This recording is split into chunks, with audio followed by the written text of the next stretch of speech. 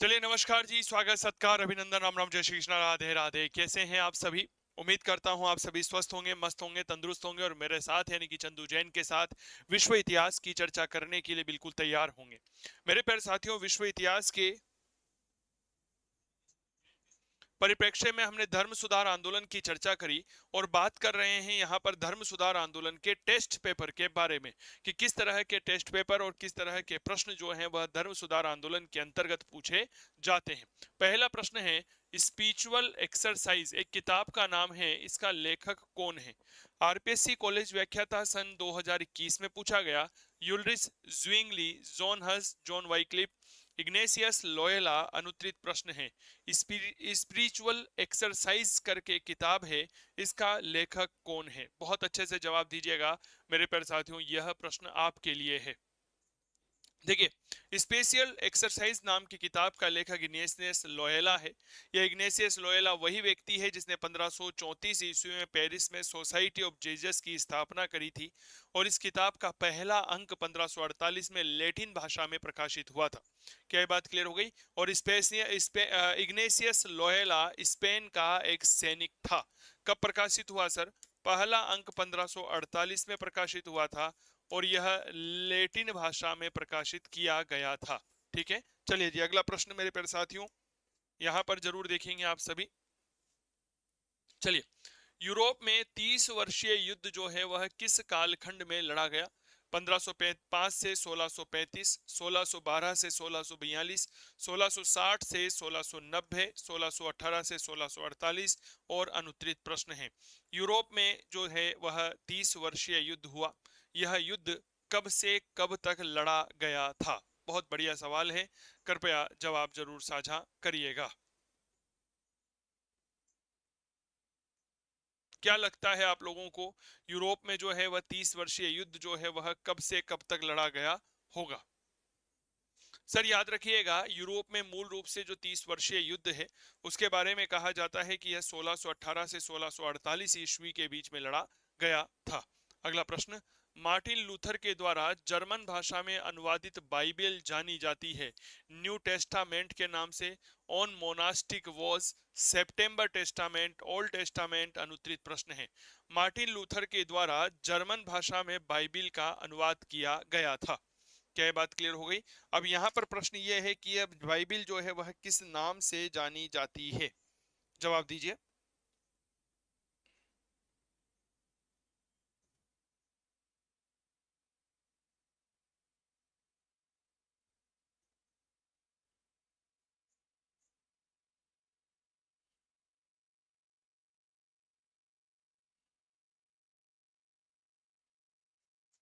बताइए सर। तो sir Martin Luther ने चूंकि सितंबर 1922 में जर्मन भाषा में बाइबिल का अनुवाद किया था, इसीलिए इसे सेप्टेम्बर टेस्टामेंट कहा जाता है। इसका अनुवाद कब किया गया था? सितंबर 1522, माफी चाहूंगा, सितंबर 1522 में अनुवादित किया गया था। इसीलिए इसे क्या कहा जाता है? इसे सेप्टेम्बर टेस्टामेंट के नाम से जाना जाता है। चलो अगला प्रश्न, किस पुस्तक में मार्टिन लूथर ने सन्यासी जीवन को निरर्थक बताया और धर्म पुरुषों के विवाह की अनुशंसा की है? On monastic was, the 95 thesis, the Babylonian captivity of the church और सेप्टेम्बर टेस्टामेंट? अनुत्तरित प्रश्न है। एक ऐसी किताब जिसमें मार्टिन लूथर के द्वारा जो है वह मेरे प्यारे साथियों सन्यासी जीवन को निरर्थक बताया गया है। बहुत बढ़िया प्रश्न है, कृपया जवाब दीजिएगा। सर याद रखना, मार्टिन लूथर ने कई सारी किताबें लिखी है, ठीक है ना? ये सारी ही मार्टिन लूथर की है। मोनास्टिक वॉज है 95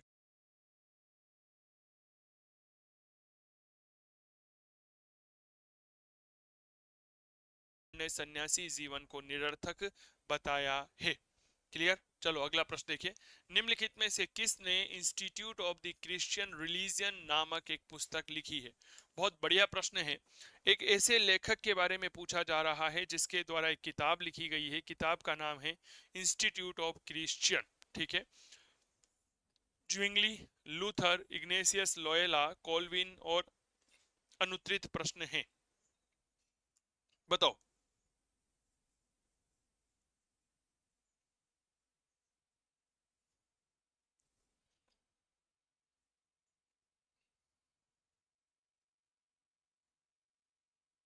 यह एक बढ़िया प्रश्न है।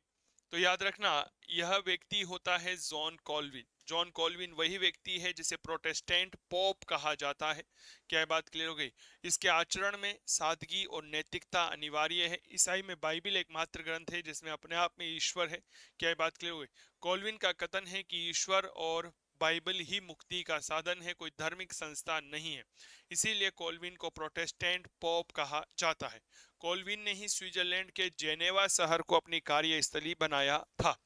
धर्म सुधार आंदोलन की शुरुआत जो है वह किस देश से हुई? स्पेन से, जर्मनी से, इटली से, फ्रांस से, और अनुत्तरित प्रश्न है।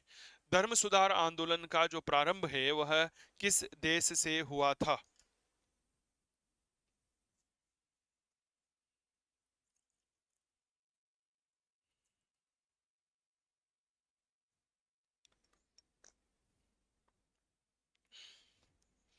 धर्म सुधार आंदोलन की शुरुआत जो है यह जर्मनी से मानी जाती है। बेसिकली शुरुआत कहाँ से हुई, कैसे हुई? 1517 की बात था। एक पादरी था टेडजेल, वह जर्मनी के विटेनबर्ग शहर में पहुंचता है और वहां पर पाप मोचन पत्रों की बिक्री शुरू कर देता है। जब पाप मोचन पत्रों की बिक्री प्रारंभ करता है तो वह कहता है कि जैसे ही क्षमा पत्रों यानी कि पाप मोचन पत्रों की बिक्री के खरीदने के लिए दिए गए सिक्कों की खनज गूंजती है तो उस आदमी जिसने सिक्के दिए हैं वह सीधा स्वर्ग की ओर पहुंच जाता है। क्या ये बात क्लियर हो गई? लूथर ने इन्हीं क्षमा पत्रों की बिक्री का विरोध किया था और मेरे दोस्त विटेनबर्ग के केशल चर्च के प्रवेश द्वार पर 95 थीसिस लगा दिए थे। क्या ये बात क्लियर हो गई? यहीं से धर्म सुधार आंदोलन की शुरुआत मानी जाती है।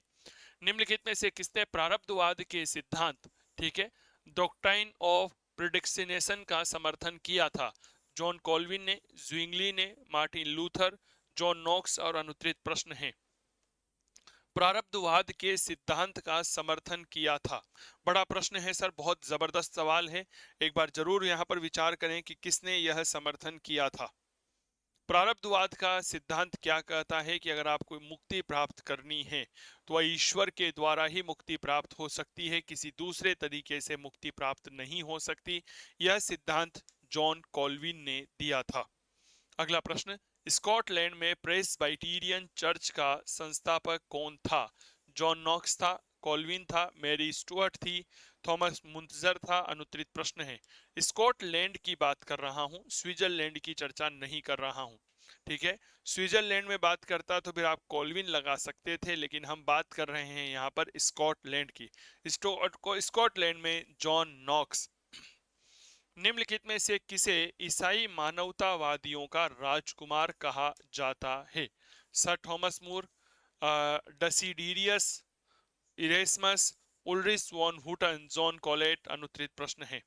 निम्नलिखित में से किसे ईसाई मानवतावादियों का राजकुमार कहा जाता है? बहुत बढ़िया प्रश्न है, बताओ। मानवतावाद की शुरुआत फ्रांसिस पेट्रार्क ने की थी। आप सबको इस बारे में पता होगा। ठीक है, मानवतावाद लैटिन भाषा के ह्यूमैनिटीज शब्द से बना है जिसका शाब्दिक अर्थ होता है जी उन्नत ज्ञान। ठीक है, अब यहाँ पर प्रश्न आया कि मानवतावादियों का राजकुमार किसे कहा जाता है? तो याद रखना, इरेस्मस को मानवतावादियों का राजकुमार कहा जाता है। मारबर्ग कोलोक्यू, ठीक है, क्या थी? इसे मार्गबर्ग वाद विवाद भी कहते हैं। मारबर्ग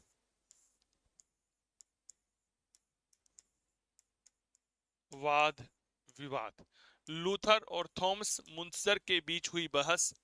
पवित्र रोमन सम्राट और जर्मन शासकों के बीच प्रोटेस्टेंटों की मान्यता हेतु एक संधि। लूथर और ज्विंगली के बीच एक बहस। प्रोटेस्टेंटों को खत्म करने के हेतु जारी पवित्र रोमन सम्राट का एक आदेश। और अनुत्तरित प्रश्न है, बताओ मारबर्ग कोलेक्यू क्या होती है? बहुत बढ़िया सवाल है। ठीक है, आप में से अगर किसी विद्यार्थी को कोर्स लेना है तो मेरे प्यारे साथियों, आप काव्य क्लासेस कोटा का मोबाइल एप्लीकेशन डाउनलोड कर सकते हैं। वहां पर हमारा इतिहास विषय का कोर्स चल रहा है।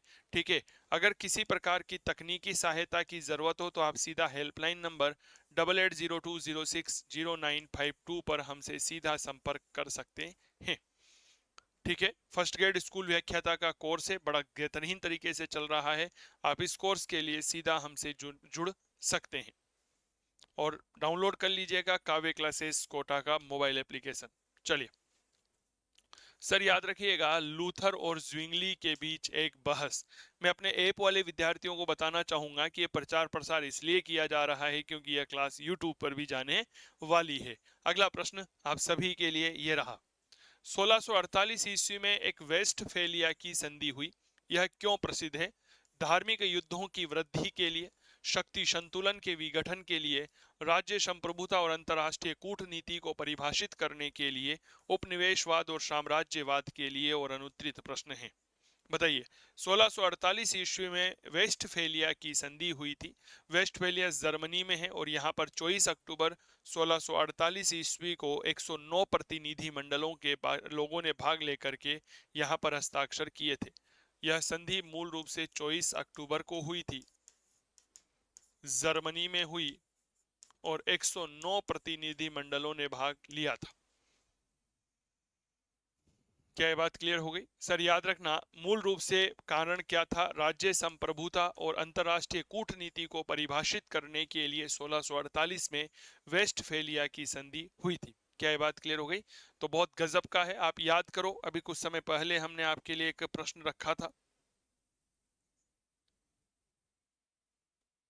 ये वाला, कि 30 वर्षीय जो युद्ध लड़ा गया था ना 1648 18 से 1648, सर यह युद्ध जो है वह वेस्टफेलिया की संधि के साथ ही समाप्त हुआ था।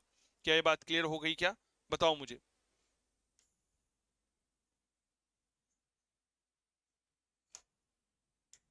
देखिए, इस वेस्टफेलिया से 1618 से 48 तक चले 30 वर्षीय युद्ध का अंत हुआ था। युद्ध का क्या हुआ था? अंत हुआ था। बताओ भाई, क्या ये बात क्लियर हो गई? 30 वर्षीय युद्ध का अंत जो है मेरे प्यारे साथियों, याद रखिएगा, वो यहीं से माना जाता है। अगला प्रश्न ये रहा। जेसुइट संघ या सोसाइटी ऑफ जीसस की स्थापना किसने की? Ignatius Loyola, Martin Luther, Calvin, Erasmus? अनुत्तरित प्रश्न है। इसे ही क्या कहा जाता है? तो इसे ही कहा जाता है, याद रखिएगा, डेट्स कॉल्ड सोसाइटी ऑफ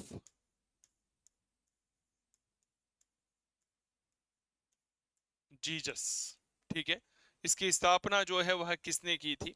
तो याद रखिएगा, सोसाइटी ऑफ जीसस की अगर मैं स्थापना की बात करता हूं तो यह स्पेन के सिपाही इग्नेशियस लोहेला के द्वारा की गई थी। कहाँ स्थापना की गई थी? तो मेरे दोस्त, स्थापना की गई पेरिस, फ्रांस में। 6 सदस्य थे कुल मिलाकर के। इसका जो संगठन था ना सोसाइटी ऑफ जीसस का, बड़ा गजब का था। सोसाइटी ऑफ जीसस का जो प्रमुख व्यक्ति हुआ करता था उसे जनरल कहा जा सकता था, और जनरल की नियुक्ति पोप के द्वारा की जाती थी और वो रोम में ही रहा करता था। समझ में आ गई क्या बात? और मूल रूप से सोसाइटी ऑफ जीसस का उद्देश्य था कैथोलिक धर्म का प्रचार करना। मैं आपको यहाँ पर थोड़ी सी जानकारी देना चाहूंगा। जब हम यूरोप में धर्म सुधार आंदोलन की बात करते हैं तो मूल रूप से दो प्रकार के धर्मों पर चर्चा करते हैं।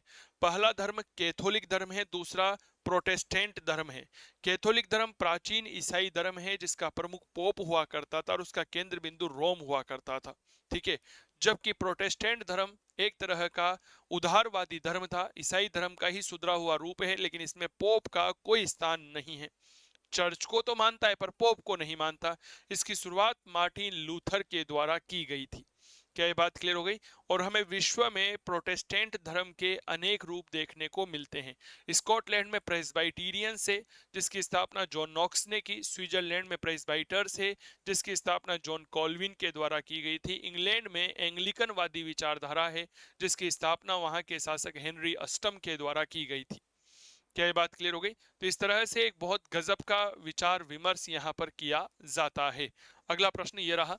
धर्म सुधार आंदोलन का मॉर्निंग स्टार किसे कहा जाता है? Ulrich Zwingli, John Wycliffe, Martin Luther, John Calvin? अनुत्तरित प्रश्न है।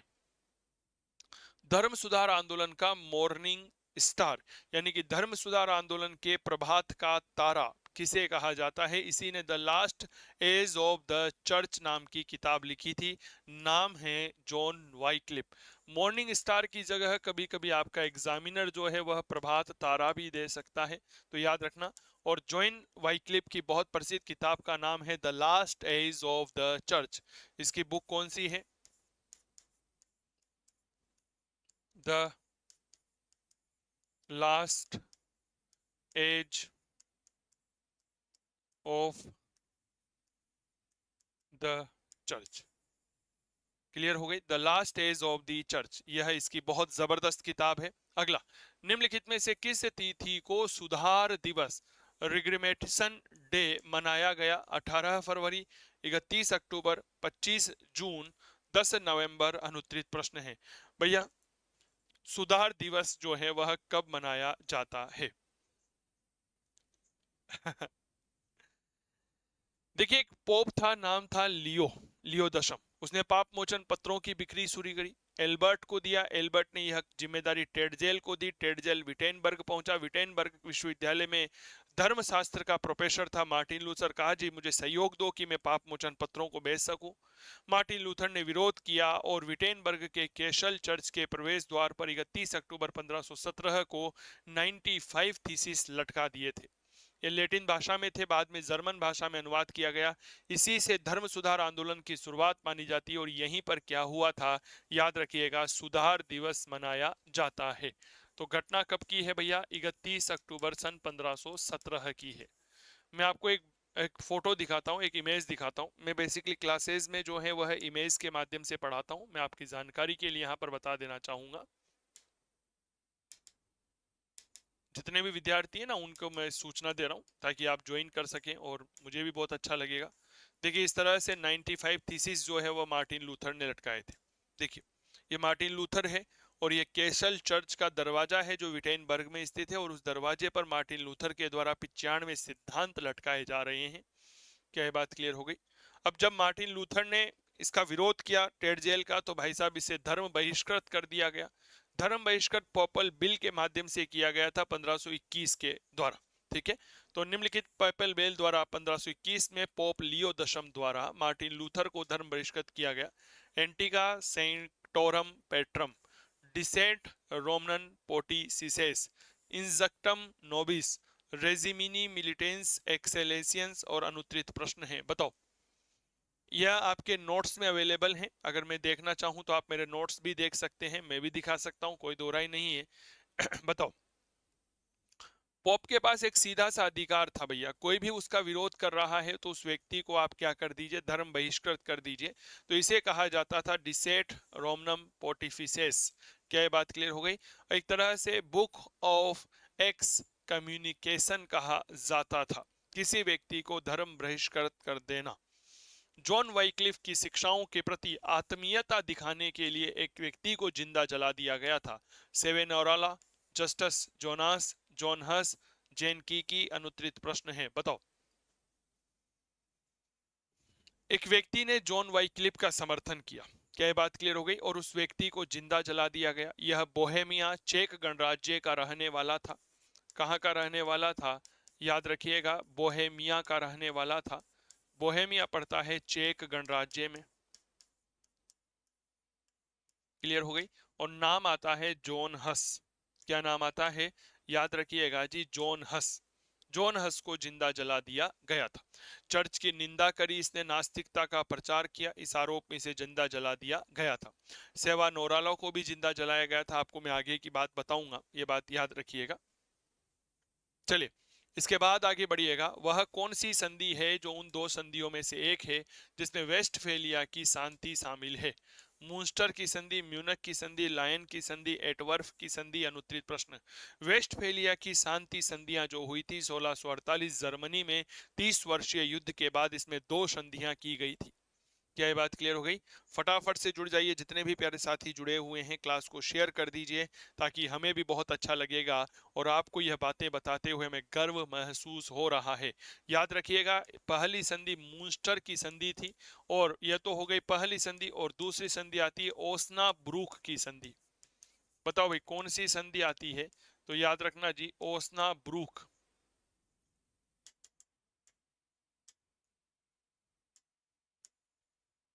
ओस्नाब्रूक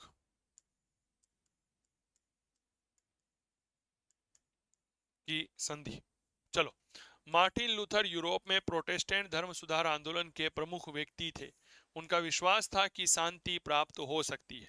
अगर मैं ये कहूं कि यूरोप में मेरे प्यारे साथियों धर्म सुधार आंदोलन के प्रणेता के रूप में हम या धर्म सुधार आंदोलन के जनक के तौर पर हम मार्टिन लूथर को जानते हैं तो इसमें कोई अतिशयोक्ति नहीं होगी। ठीक है, मार्टिन लूथर ने ही यूरोप में प्रोटेस्टेंट धर्म की शुरुआत करी थी, ये बात याद रखिएगा। और उन्होंने क्या कहा कि ईश्वर का विश्वास है, ईश्वर में आप अनुग्रह रखिए, ईश्वर में दया भावना रखिए, ईश्वर में विश्वास रखिए, तब जाकर के आपको मोक्ष प्राप्त हो सकती है, शांति प्राप्त हो सकती है, किसी भी प्रकार के पाखंड से आप बचिएगा। क्लियर हो गई। चलो अगला प्रश्न, फ्रांस में कोल्विन वादियों को किस नाम से जाना जाता था? प्यूरिटिन्स, कैथोलिक, ह्यूगोनॉट्स, प्रेस्बाइटेरियंस? अनुत्तरित प्रश्न है। जॉन कॉल्विन बड़ा गजब का व्यक्ति था, कई जगह इसके अनुयायी फैले, फ्रांस में, इंग्लैंड में और अमेरिका में इन्हें प्यूरिटेंस कहा गया। ठीक है, हॉलैंड में इन्हें डच रिफॉर्म चर्च कहा गया, स्कॉटलैंड में प्रेस्बिटेरियंस कहा गया और याद रखिएगा ह्यूगोनॉट्स इन्हें फ्रांस में कहा गया था। देखो अमेरिका वह याद रखिएगा जी इंग्लैंड, यहां पर क्या कहा गया? प्यूरिटेंस कहा गया, प्यूरिटन्स कहा गया। ठीक है, स्कॉटलैंड में क्या कहा गया? प्रेस्बाइटेरियंस कहा, स्कॉटलैंड क्या कहा गया? प्रेस्बाइटेरियंस कहा गया, प्यूरिटन्स यहां पर कहा गया ही था, तो यहां पर सही जवाब होगा जी ह्यूगोनॉट्स। क्लियर हो गई। चलो अगला प्रश्न देखिए, निम्नलिखित प्रोटेस्टेंट नेताओं में किसने पवित्र रोमन सम्राट चार्ल्स पंचम द्वारा अवैध घोषित करने पर उसका विरोध किया था? एक ऐसा प्रोटेस्टेंट नेता जिसने पवित्र रोमन सम्राट चार्ल्स पंचम के द्वारा अवैध घोषित करने पर उसका विरोध किया था, यानी कि उस जो है क्या कहते हैं, उस प्रोटेस्टेंट नेता को अवैध घोषित कर दिया था रोमन सम्राट चार्ल्स पंचम ने। क्लियर हो गई। तो थोड़ा सा इस बारे में जवाब दीजिएगा। मूल रूप से चार्ल्स पंचम का जन्म नीदरलैंड में होता है, 1520 में राज्याभिषेक हुआ, 1526 में पुर्तगाल की राजकुमारी इसाबेला से विवाह किया था। क्या ये बात क्लियर हो गई? और लियो दसम जो पोप था जिसने पार मोचन पत्रों की बिक्री प्रारंभ की थी, उसका बहुत बड़ा सहयोगी था यह चार्ल्स पंचम। मार्टिन लूथर ने इसका विरोध किया था। क्लियर हो गई। किसने विरोध किया था? मार्टिन लूथर ने इसका विरोध किया था। चलिए, इग्नेशियस लोयोला ने सोसाइटी ऑफ जीसस की स्थापना करी थी, जेसुइट संघ। इसका मूल उद्देश्य मानव कल्याण था, कैथोलिक मत की रक्षा करना था, प्रोटेस्टेंटों का प्रचार, उपयुक्त सभी। और अनुत्तरित प्रश्न है।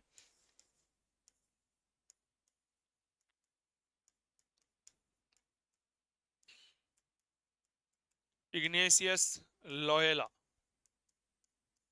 द्वारा स्थापित। ठीक है, किसने स्थापित की थी? इग्नेशियस लोयोला ने स्थापित की थी, पेरिस में की थी। 6 संस्थापक सदस्य थे इसके, ये बात याद रखिएगा। और उद्देश्य क्या था? कैथोलिक धर्म का प्रचार प्रसार करना।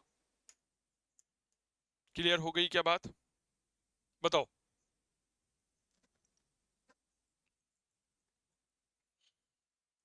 अगला प्रश्न, मार्टिन लूथर और जॉन कॉल्विन किसके लेखन से प्रभावित थे? John Wycliffe, Paul the Apostle, Plotinus, Hippo का अगस्टीन? अनुत्तरित प्रश्न बताओ। मार्टिन लूथर और जॉन कॉल्विन, भाई साहब गजब के। कहा जाता है इतिहास में अगर मार्टिन लूथर और जॉन कॉल्विन नहीं होते तो इतिहास में घटना ही कुछ और होती। इरेस्मस तो मार्टिन लूथर से इतना ज्यादा प्रभावित था, कहा करता था कि मेरा हृदय कैथोलिकवादी है लेकिन मेरा पेट लूथरवादी है। इरेस्मस मानवतावादी विचारक था, आप लोगों को पता होगा। लेकिन जब हम विश्व के इतिहास में पुनर्जागरण पढ़ते हैं और मार्टिन लूथर और जॉन कॉल्विन को पढ़ते हैं तो हमें पता चलता है कि हिप्पो के अगस्टाइन से प्रभावित था। इन्होंने संत अगस्ताइन को अपना गुरु भी माना था। संत अगस्ताइन वही व्यक्ति है जिन्होंने द सिटी ऑफ गॉड नाम की ग्रंथ की रचना करी थी। क्या ये बात क्लियर हो गई? चलो, मार्टिन लूथर ने पोप का विरोध किया, पोप का विलासिता पूर्ण जीवन देख करके, पोप का तानाशाही बनना, जर्मनी में पोप एक विदेशी था, पोप का पाप मोचन पत्रों की बिक्री करना। और अनुत्तरित प्रश्न है, मार्टिन लूथर जो है इसने पोप का विरोध किया था, क्यों किया था बताओ। इंडल्जेंस पाप मोचन पत्र बेचे जा रहे थे जो कि गलत थे। टेडजेल विटेनबर्ग में आकर के कहता है कि जैसे ही आपके द्वारा पाप मोचन पत्रों की बिक्री के लिए दिए गए सिक्कों की खनक गूंजती है तो आप व्यक्ति जो है स्वर्ग में प्रवेश कर जाता है। तो पाप मोचन पत्रों की बिक्री करना। पोप कौन था भाई साहब? इस समय पोप हुआ करता था लियो दशम। लियो दशम ने यह जिम्मेदारी एल्बर्ट को दी थी। एल्बर्ट ने यह जिम्मेदारी टेटजेल को दी थी। किसको दी थी? टेटजेल को दी, और टेटजेल जो है इन्हें बेचने के लिए पहुंच गया विटेनबर्ग। क्लियर हो गई क्या बात? विटेनबर्ग में लूथर ने इसका विरोध किया और विरोध स्वरूप 31 अक्टूबर सन 1517 ईस्वी को 95 थीसिस लटका दिए थे। क्लियर हो गई क्या बात? इसीलिए कह रहा हूं, अगर आपका सपना है स्कूल लेक्चर बनना, तो मेरे प्यारे साथियों, विश्व इतिहास के बिना इस कसौटी को पार नहीं किया जा सकता।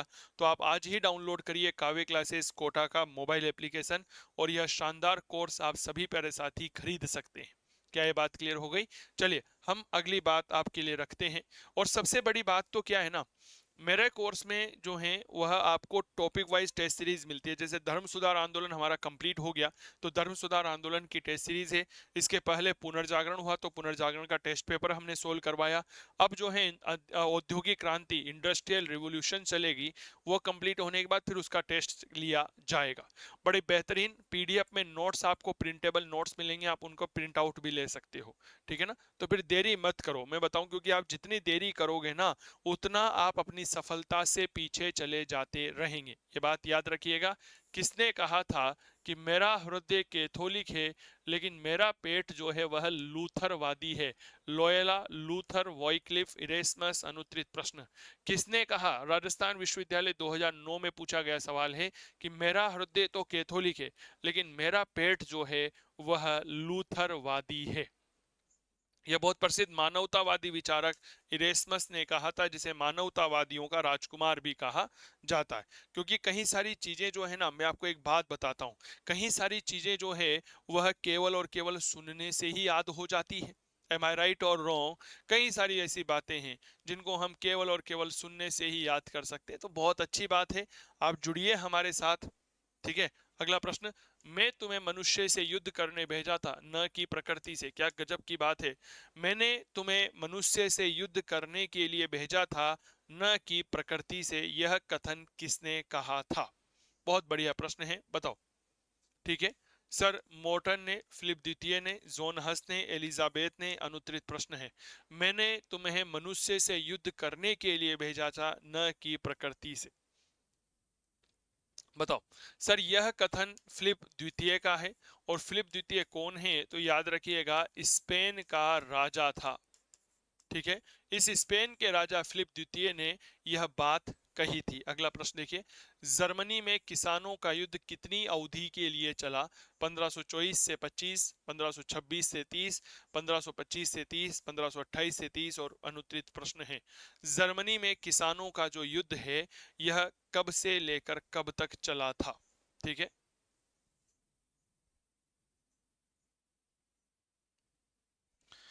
सर एक व्यक्ति का नाम आता है, डेट्स कॉल्ड थॉमस मुंतजर, और एक नाम आता है, याद रखिएगा, कार्टस तेजत। इनके नेतृत्व में यह आंदोलन चला था। इस विद्रोह का नेतृत्व किसने किया था?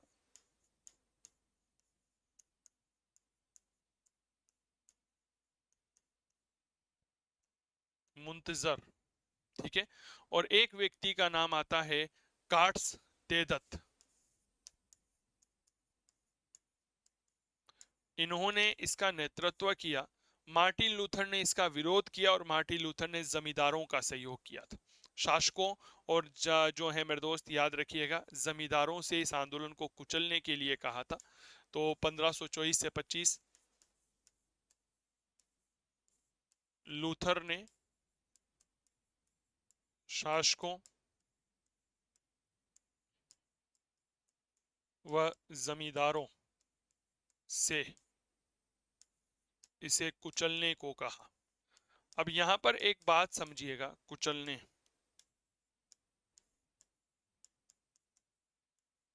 को कहा। अब यहां पर एक बात समझिए, क्या बात समझनी होगी? बात यह समझनी होगी कि मार्टिन लूथर ने जमींदारों और मेरे प्यारे साथियों कहीं ना कहीं शासकों से कहा कि आप किसानों के द्वारा जो विद्रोह किया गया है इसके कुचल दीजिए। मार्टिन लूथर कौन है? प्रोटेस्टेंट धर्म का अनुयायी है। तो क्या हमें इस बात का पता चलता है कि मार्टिन लूथर का जो प्रोटेस्टेंट धर्म था वह कहीं पर भी आम जनता के लिए नहीं था? वस्तु को जमींदारों का और विभिन्न प्रकार के शासकों का संरक्षण मिला हुआ था। सैक्सनी के राजा फ्रेडरिक के बारे में हम कैसे भूल सकते हैं, जिसने मार्टिन लूथर को अपने यहाँ पर संरक्षण दिया था।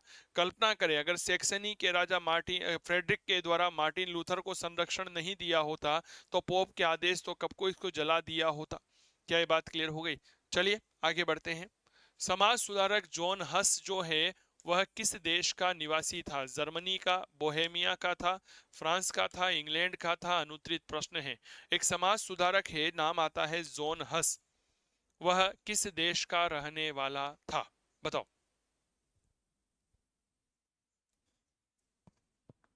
सर यह बोहेमिया का रहने वाला था, वहां पर विश्वविद्यालय में प्राध्यापक के पद पर था। चर्च का विरोध करने, नास्तिकता का प्रचार करने के लिए इसे जिंदा जला दिया गया था। अगला प्रश्न, यूरोप में धार्मिक आंदोलन के पुनर्जागरण काल में विकसित होने का निम्नलिखित में से कौन सा कारण था? धर्म से संबंधित था, चर्च के ऊपर प्रतिबंध लगाना, भ्रष्टाचार को समाप्त करना, यह आंदोलन राष्ट्रीय राजतंत्र से प्रेरित था, जनता का धर्म के क्षेत्र में आध्यात्मिकता की ओर झुकाव होना, और अनुत्तरित प्रश्न है। यूरोप में धार्मिक आंदोलन के पुनर्जागरण काल में विकसित होने का एक कारण क्या हो सकता है? आरपीएससी ने स्कूल व्याख्याता भर्ती परीक्षा में सवाल पूछा है सर। आप सोचिए, कल्पना करें, बड़ा गजब का सवाल है। क्या मैं ठीक कर रहा हूं क्या? बताओ। सर याद रखना, क्योंकि यह आंदोलन जो है वह राष्ट्रीय राजतंत्र से मोटिवेट था। धर्म से संबंधित पुनर्जागरण काल नहीं था, चर्च के ऊपर प्रति ये भी नहीं था, जनता का धर्म के क्षेत्र में आध्यात्म नहीं, ऐसा कुछ नहीं था भाई साहब। जो है मेरे दोस्त याद रखिएगा, इसके अलावा कुछ और भी कारण थे, जैसे पुनर्जागरण और मानवतावादी चेतना का विकास हुआ, आर्थिक परिवर्तनों से उत्पन्न समृद्धि और व्यक्तिवादिता। ठीक है, चर्च की खोखली सिद्धांत परखता है, विलासिता अनाचार है, छापा खाना शिक्षा का आविष्कार है, शिक्षा का विकास है, आदि कई सारी ऐसी बातें हैं जिस वजह से धार्मिक आंदोलन में महत्वपूर्ण भूमिका रही। प्रोटेस्टेंट धर्म को कानूनी मान्यता जो है वह कब प्रदान की गई थी? ऑक्सबर्ग की संधि या ऑक्सबर्ग की डाइट 1555, वर्म्स की डाइट 1521, स्पियर्स 1526, ऑक्सबर्ग 1592। अनुत्तरित प्रश्न है, बताओ।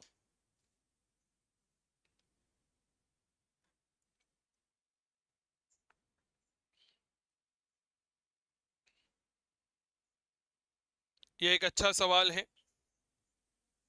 कृपया इस सवाल का जवाब दीजिए कि प्रोटेस्टेंट धर्म को कानूनी मान्यता जो है वह ऑक्सबर्ग की संधि 1555 के तहत दी गई थी।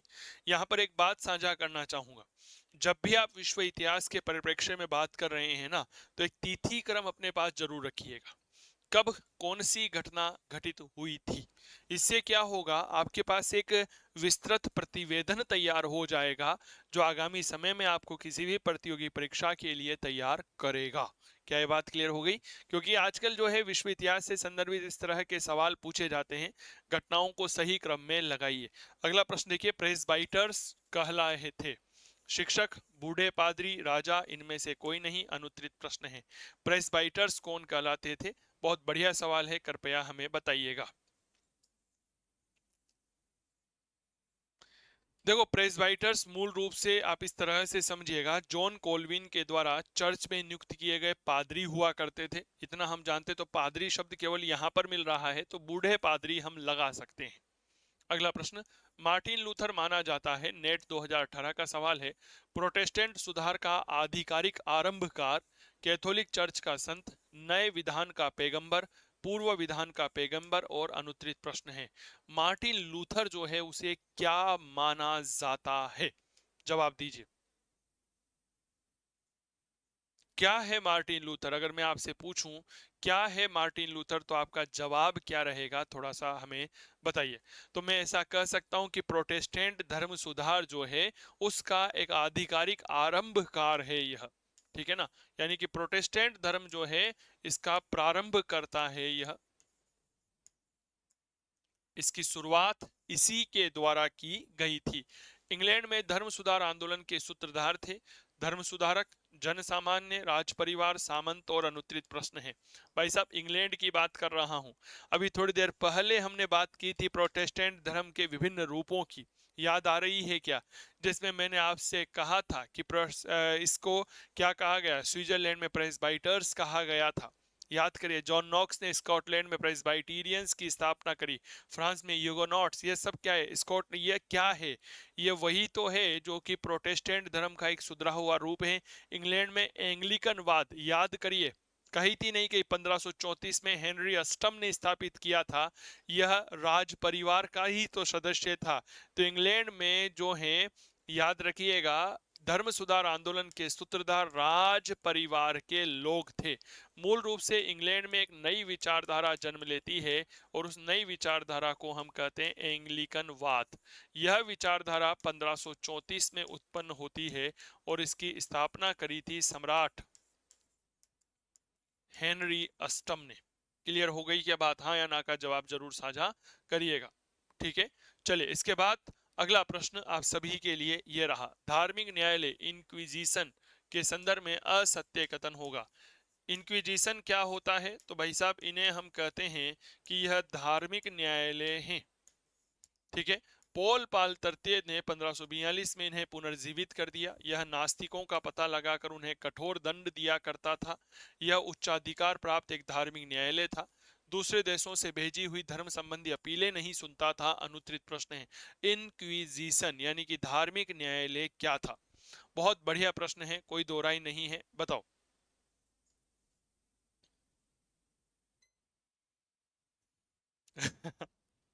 चलिए सर, याद रखना सर, यह पॉल पाल तृतीय ने 1542 में पुनर्जीवित किया। नास्तिकों का पता लगाकर दंड दिया करता था। नास्तिकों का तात्पर्य हो गया कैथोलिक धर्म के विरोधियों का पता लगाकर।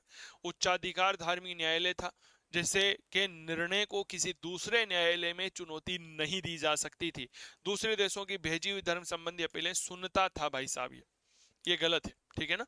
दूसरे देशों से अगर धर्म संबंधी अपील आई है तो उसे सुनने का काम इंक्विजिशन किया करता था।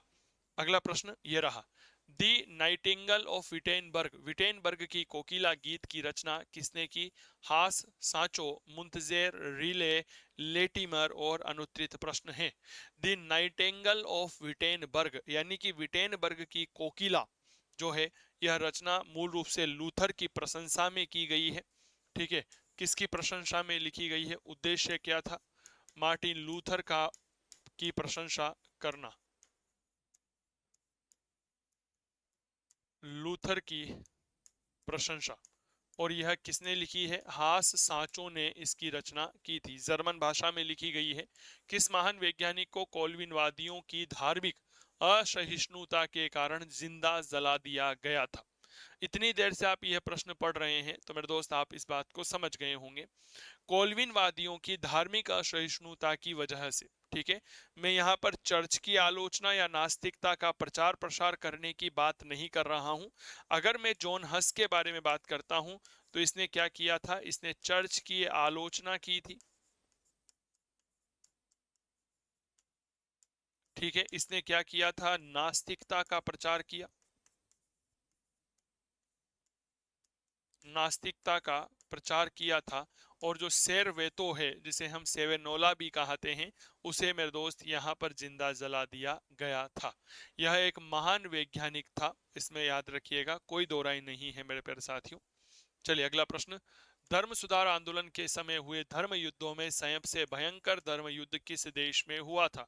Germany, Switzerland, France, Denmark. अनुत्तरित प्रश्न, धर्म युद्ध हुए तो सबसे भयानक धर्म युद्ध जो है वह कहां पर हुआ था? मूल रूप से जब भी कोई धर्म युद्ध हुआ होगा, ठीक है, विशेष तौर पर यूरोप में इसमें धर्म सुधार आंदोलन के अंतर्गत, तो वह कैथोलिकों और प्रोटेस्टेंटों के बीच ही हुआ होगा। प्रोटेस्टेंट धर्म का उदय जर्मनी में हुआ, तो स्वाभाविक बात है सबसे भयानक धर्म युद्ध जो है वह कहाँ हुआ होगा? जर्मनी में हुआ होगा। अगला, दाखिनी आखेट का काल था 1530 से 90, 1560 से 1530, 1600 से 1640, 1460 से 1530। दाखिनी आखेट का काल था, इसके अंतर्गत क्या होता था, जादूगरनियां यानी कि डाकिनियां जो होती थी, चुड़ैलियां जो होती थी, उन्हें पकड़ करके जीवित जला दिया जाता था। पिछली बार आरपीएससी ने फर्स्ट ग्रेड में यह सवाल पूछा था, जहां तक मुझे जानकारी में है। याद रखना मेरे दोस्त, 1560 से 1630 का काल इतिहास में डाकिनी आखेट के रूप में जाना जाता है। प्रोटेस्टेंट सुधार का प्रारंभिक प्रचारक कौन था? John Knox, Martin Luther, John of Presbyters, Auguste Calvin. और अनुत्तरित प्रश्न है, यह वही प्रश्न है जिसको थोड़ी देर पहले हमने प्रोटेस्टेंट धर्म के आरंभकर्ता के रूप में पढ़ा था। नाम आता है मार्टिन लूथर। किस दार्शनिक ने पवित्र रोमन साम्राज्य के बारे में कहा कि यह न तो पवित्र है और न ही रोमन है? यानी कि पवित्र रोमन साम्राज्य की आलोचना की भाई साहब, जबरदस्त तरीके से आलोचना की और कह दिया कि यह न तो पवित्र है और न ही रोमन साम्राज्य है। ये कैसा कहने वाला कौन था? Montesquieu, Rousseau, Diderot, Voltaire. अनुत्तरित प्रश्न है, बताओ ऐसा कहने वाला कौन है? सर याद रखना, यह कथन वोल्टेयर ने कहा था। यह वोल्टेयर जो है फ्रांस की क्रांति में बौद्ध दार्शनिक कारणों में बड़ा महत्वपूर्ण रहेगा। वोल्टेयर का एक कथन और है, वोल्टेयर कहा करता था यदि ईश्वर नहीं है, का अस्तित्व नहीं है, तो हमें उसका आविष्कार करना पड़ेगा। आप सोचिए कितना गजब की बात है। आज के जमाने में भी हम इस तरह की बातें नहीं कह सकते। क्या मैं ठीक कह रहा हूं क्या? अगला प्रश्न, वह एकमात्र ब्रिटिश शासक जिसे फांसी की सजा दी गई थी? चार्ल्स पंचम, जॉन प्रथम, जेम्स प्रथम, चार्ल्स द्वितीय। अनुत्तरित प्रश्न है, एकमात्र ब्रिटिश शासक जिसे फांसी की सजा दी गई थी, बताओ। सर याद रखना, चार्ल्स प्रथम है यह, जिसे फांसी की सजा दी गई थी। कारण क्या था? बेसिकली चार्ल्स प्रथम जो है 1625 में यहाँ का राजा बना ब्रिटेन का, और 1649 में से फांसी की सजा दे दी गई। ठीक है, प्रोटेस्टेंट धर्म का यहाँ पर उदय हो रहा था। अब उसने उदय होते प्रोटेस्टेंट धर्म को दबाने के लिए फ्रांसीसी सम्राट लुई अष्टम की सहायता की। परिणाम स्वरूप फ्रांस के सम्राट ने अपनी बहन और अपनी पुत्री का विवाह ब्रिटेन में कर दिया। तो चार्ल्स पंचम की वजह से कैथोलिक धर्म का प्रभाव बढ़ने लगा। ब्रिटिश संसद ने इस बात का विरोध किया। बाद में गृह युद्ध हुआ और इस गृह युद्ध की वजह से जो है इसे फांसी की सजा दे दी गई। क्या ये बात क्लियर हो गई? तो कहा जाता है कि मूल रूप से चार्ल्स प्रथम जो है ना, इसकी वजह से ही ब्रिटेन में गृह युद्ध की स्थिति उत्पन्न हुई थी। अगला प्रश्न मेरे प्यारे साथियों आपके समक्ष है, लूथर को धर्म बहिष्कृत किया गया था? स्पीयर की सभा 1526, स्पीयर की धर्म सभा 1529, ऑक्सबर्ग की स्वीकृति 1520। अनुत्तरित प्रश्न है, लूथर को धर्म बहिष्कृत किया गया था, बताओ। पोप जो है, अगर आप पोप के आदेशों का पालन नहीं करते थे तो आपको क्या कर दिया जाता था? धर्म बहिष्कृत कर दिया जाता था। क्लियर हो गई? सर याद रखना, 1520 में इसे धर्म बहिष्कृत कर दिया गया था। निम्नलिखित में से किसको प्रोटेस्टेंट पोप कहा जाता है? Luther, ज्विंगली, Colvin, Erasmus. अनुत्तरित प्रश्न है, एक ऐसा व्यक्ति जिसे प्रोटेस्टेंट पोप के नाम से जाना जाता है। इसके संदर्भ में हमने थोड़ी देर पहले बहुत अच्छे से चर्चा करी थी, आप थोड़ा सा याद करिएगा। ठीक है, याद रखिएगा, नाम आता है जॉन कॉल्विन। यह नैतिकतावादी व्यक्ति था, नैतिकता और मूल रूप से शुद्ध आचरण पर इसने बल दिया था। किस पर बल दिया था? शुद्ध आचरण पर यह बल दिया करता था। इंग्लैंड में एंग्लिकन चर्च की विधिवत स्थापना हुई थी? ट्यूडर मेरी, एडवर्ड सस्टम, हेनरी अष्टम, एलिजाबेथ। अनुत्तरित प्रश्न, भैया विधिवत स्थापना हुई थी। ठीक है,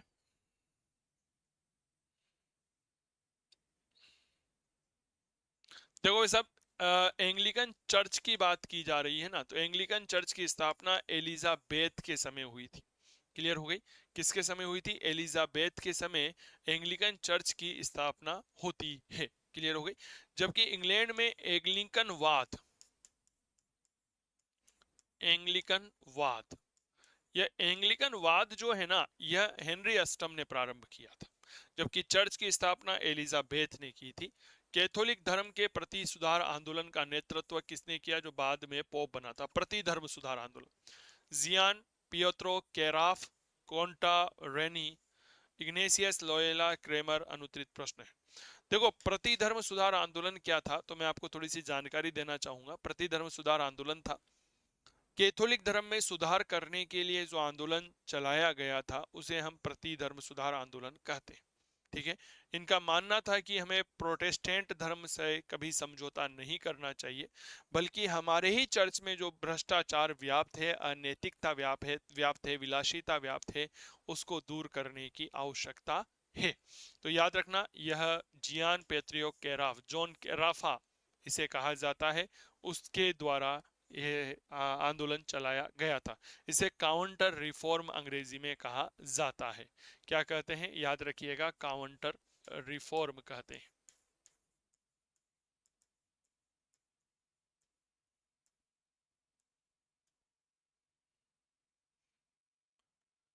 निम्नलिखित में से कौन सा कथन नान्त का अध्यादेश के संबंध में असत्य है? यह अध्यादेश 1698 में फ्रांस के शासक हेनरी चतुर्थ ने जारी किए। इसके द्वारा ह्यूगोनॉट्स को कैथोलिकों के समान ही राजनीतिक सुविधाएं प्रदान कर दी गई। ह्यूगोनॉटों को फ्रांस के एक बड़े भूभाग में पूजा करने की छूट दी गई। इसके द्वारा फ्रांस में आंशिक धार्मिक सहिष्णुता स्थापित की गई है। अनुत्तरित प्रश्न है। नान्त का अध्यादेश के संदर्भ में असत्य होगा। बहुत बढ़िया प्रश्न है, कृपया बताओ।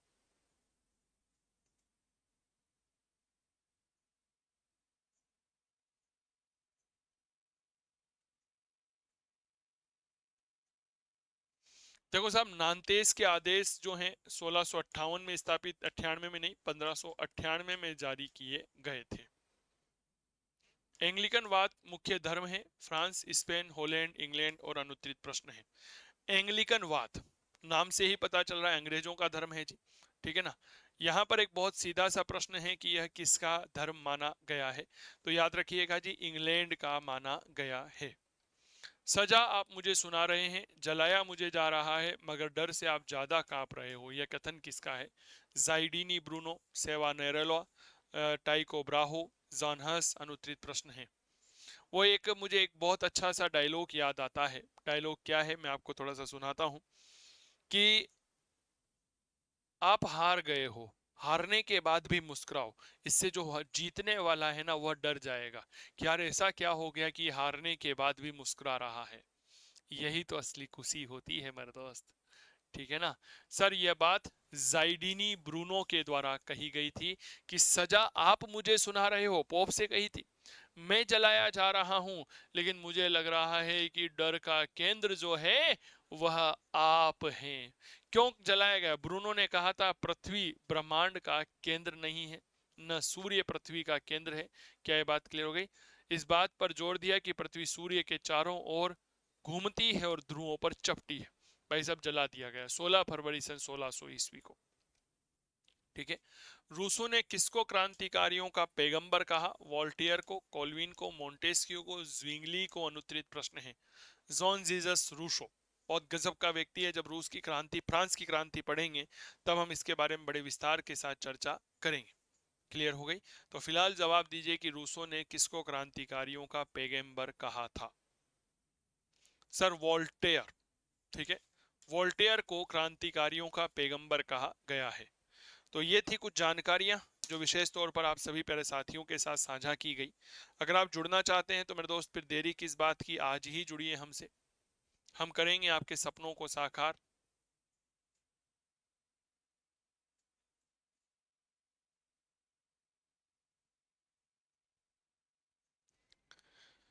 मेरे प्यारे साथियों, स्कूल लेक्चर एग्जाम 2024-25 पीजीटी सपना करे साकार हिस्ट्री का बैच चल रहा है चंदू जैन के द्वारा। Free test series PDF notes रहेंगे। मोबाइल नंबर 8802060952 है। आप डाउनलोड कर सकते हैं काव्य क्लासेस कोटा का मोबाइल एप्लीकेशन। वीडियो अच्छा लगे तो चैनल पर नए हैं तो सब्सक्राइब जरूर करिएगा, क्योंकि सब्सक्राइब करने के कोई पैसे नहीं लगते हैं। और इसे शेयर कर दीजिएगा ताकि ज़्यादा से ज़्यादा विद्यार्थी देखें और हम मोटिवेट हो सके।